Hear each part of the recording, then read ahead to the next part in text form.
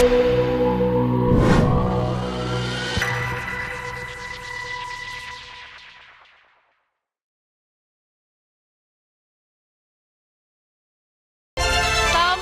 warahmatullahi wabarakatuh. Selamat siang teman-teman semuanya. Perkenalkan, aku Aisyah dan it's such an honor for me to be here. Dan hari ini kita bakal belajar bareng-bareng, oke? Dan mungkin karena kesempatan kali ini 15 menit, jadi aku bakal sharing pengalamanku. Dan semoga dari sini ada 1 atau 2 pelajaran yang teman-teman bisa ambil. Dan enjoy!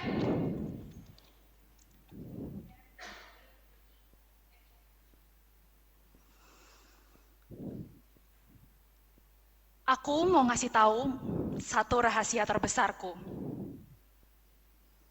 Dulu, aku adalah seorang penipu. Mungkin orang yang lagi berdiri di depan kalian sekarang ini kelihatannya percaya diri, ambisius, tahu apa target yang dia punya, dan selalu tahu arah mana yang mau diambil selanjutnya. Di dalam pikiranku tuh sebenarnya selalu ada suara kecil yang berbisik. Aku harus bikin mereka bangga, aku harus kelihatan keren, aku nggak boleh ngecewain siapapun. I was a people pleaser. Pas mau kuliah, pilih jurusan ya yang aman, yang disaranin sama orang tua. Pas kerja, ya ambil pekerjaan yang prestigious, yang kedengeran keren kalau misalnya orang dengar. Karena apa? Karena kelihatannya benar, karena orang lain approve. Aku belajar seni menyenangkan orang lain ini bukan pas di sekolah, bukan juga pas kuliah, tapi saat aku umur 5 tahun. Aku lahir dan besar di Kota Padang, Sumatera Barat. Kedua orang tuaku itu orang Minang asli. Nah, kalian pada tahu kalau misalnya stereotype orang Minang, itu kalau nggak bisnis ya dagang, titik. Memori masa kecilku tuh ternyata bukan main prosotan, bukan juga main petak umpet, tapi hari-hari di salah satu mall terbesar pada masanya di Kota Padang, yaitu Minang Plaza. Aku tuh masih inget banget baunya. Kayak ada campuran ayam goreng di supermarket, terus ada bau AC tua yang berdebu. Dan di tengah keramaian itu, ada aku. Anak kecil yang umurnya masih 5 tahun, pakai baju warna pink terang banget. Dan berdiri di samping mama. Sebagai anak pedagang, secara natural aku belajar dari beliau. Aku ngelihat mama jualan setiap hari, dan jadinya aku penasaran gimana rasanya prakteknya. Jadi tiap ada ibu-ibu yang lagi lewat, aku sambil nawarin sepatu, baju, dan kadang-kadang aku juga ngasih diskon. Karena itu yang selama ini aku perhatiin mama sering lakuin. Sampai tiba-tiba ada ibu yang senyum. Terus dia ngusap kepalaku dan bilang, "Cadia anak gadih yo, pinter ya anak ini." Dan di saat itu juga, mataku langsung lirik ke mama. Dan di sana, senyuman mama tuh merekah banget. Dan aku pertama kalinya ngerasa aku menang. I felt so useful. Dan sejak hari itu, ada keyakinan dalam diriku yang bahkan bertahun-tahun nempel sampai sekarang pun. Aku berharga kalau aku berguna. Selama hidupku selalu ada peta yang aku pegang. Di peta itu semuanya udah jelas. Oke, kita harus masuk sekolah favorit, dapat nilai yang tinggi, terus masuk universitas yang terbaik, dan dapat kerjaan di perusahaan yang prestigious. Selalu ada finish line yang jelas. Dan aku berusaha lari ke arah itu, tanpa pernah nanya, ini lombanya siapa? Aku dapetin semua target yang aku punya. Aku dapat pujian, dapat validasi yang aku butuhkan, dan dapat tepuk tangan dari banyak orang. Aku pegang peta yang paling akurat menuju sukses. Tapi masalahnya sama peta, kita jadi terlalu fokus sama garis yang ada di kertas itu. Kita jadi nggak melihat jalan mana yang kita lagi injak. Ini benar-benar jalanku, atau cuma ini jalur yang kelihatannya aman? Oke, aku ikutin semua yang ada di peta. Masuk sekolah yang favorit, dapat nilai yang tinggi, terus kuliah juga dapat IPK yang tinggi, dan lulus. Aku benar-benar ngelakuin semua standar yang menurut orang itu adalah sukses pada umurnya. Dan di saat yang bersamaan, tiba-tiba petanya buntu.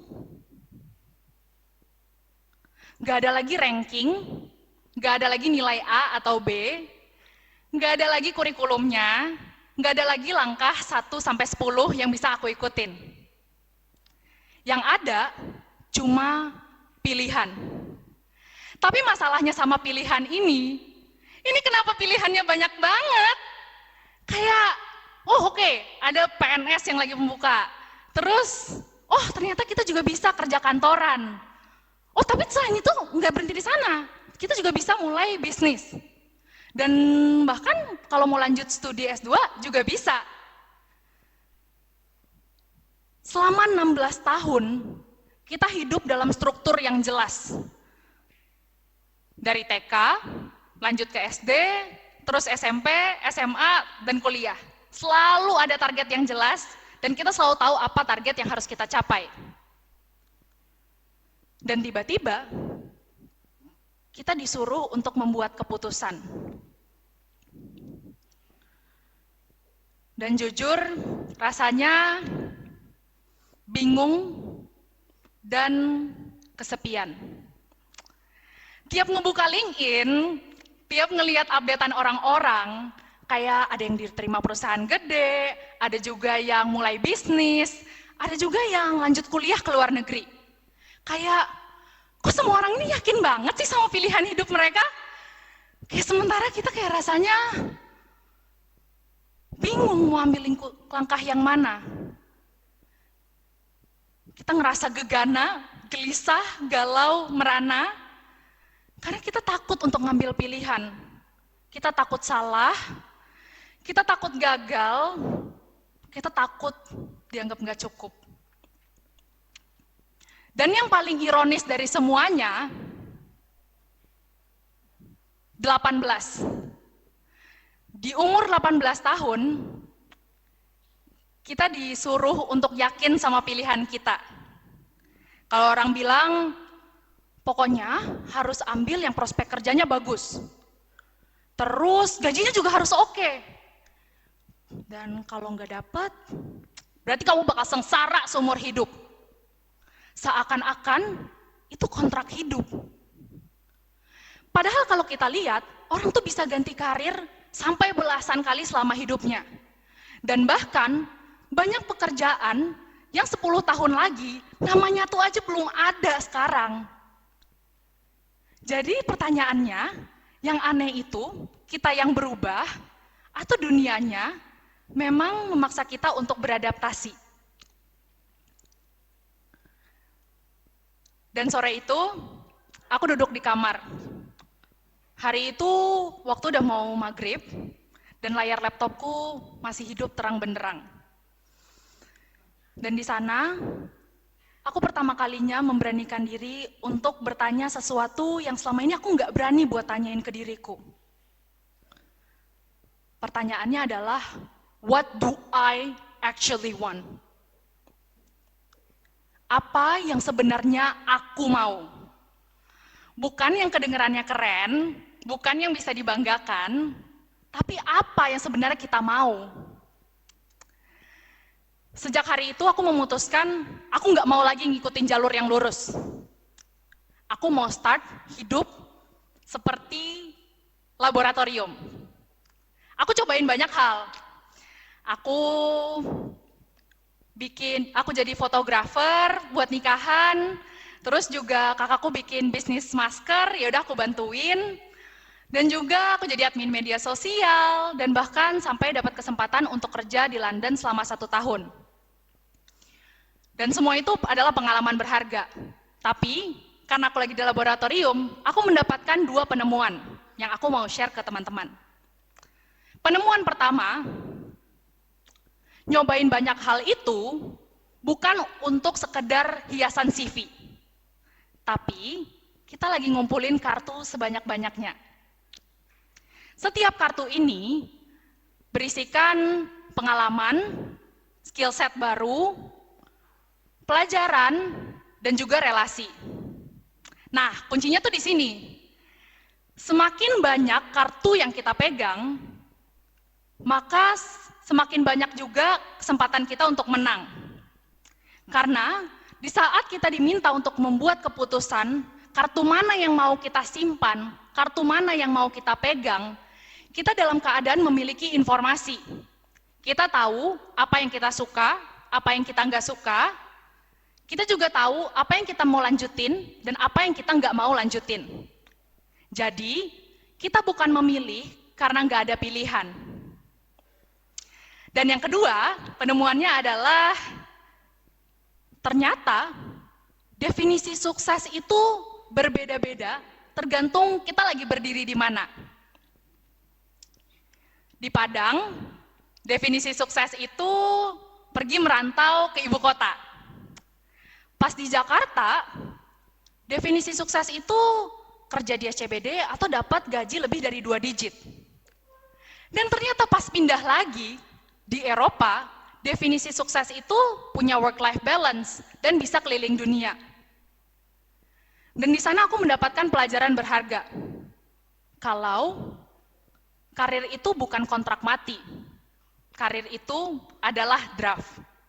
Dan hidup adalah laboratorium eksperimen.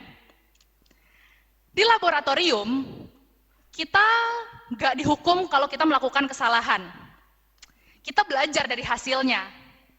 Dan kalau kita gagal, kita dapat data. Kalau kita benar, berhasil, kita dapat arah. Tapi eksperimen ini bukan dilakuin nekat tanpa persiapan ya. Yang mana aku belajar kalau ternyata yang bikin kita merasa aman itu bukan jabatan, bukan posisi, dan juga bukan status. Tapi skill yang kita bisa bawa kemana-mana. Aku ubah fokusnya dari yang aku mau jadi apa, menjadi aku mau belajar dan jagonya apa. Dan di sana aku bangun personal branding. Tapi ini tuh bukan tentang bagus-bagusan bungkus, bukan tentang ngepost di Instagram, bukan tentang ngepost di LinkedIn atau pakai outfit yang kelihatan profesional. Tapi tentang gimana kita ngebenerin isinya.